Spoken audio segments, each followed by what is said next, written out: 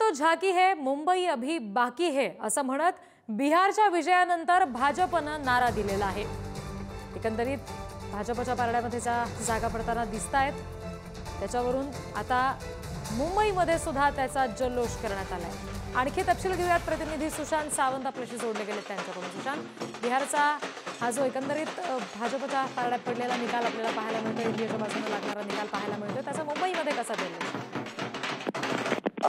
आपण जर बघितलं तर बिहार निवडणुकांचे निकाल जे समोर आलेले आहेत त्यामध्ये सर्वात मोठा पक्ष जो आहे तो आता भाजप होताना पाहायला मिळतोय आणि याचमुळे भाजपच्या महाराष्ट्रातील आणि मुंबईच्या कार्यकर्त्यांमध्ये उत्साह जो आहे तो बघायला मिळतोय।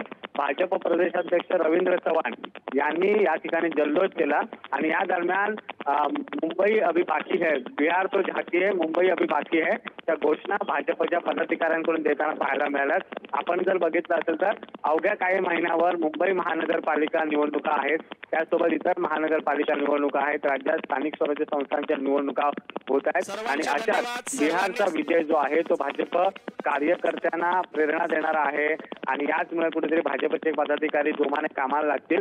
आणि सगळ्यात महत्त्वाचं म्हणजे मुंबई महानगरपालिका ही भाजपसाठी सर्वात महत्त्वाची आहे। महाराष्ट्र विधानसभा निवडणूक जिंकल्यानंतर आता भाजपनं आपलं लक्ष जे आहे ते मुंबई महानगरपालिकेकडे केंद्रित केलेलं आहे। त्यातच आता बिहारचे निकाल आलेले आहेत, त्यामुळे भाजपकडून एक नारा दिला जातोय की बिहार तो झाकी है, मुंबई अभी बाकी है।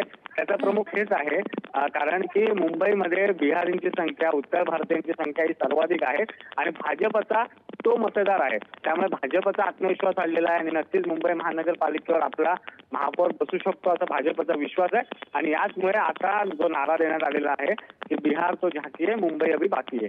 जी सुशांत, धन्यवाद सगळ्या तपशिलांसाठी।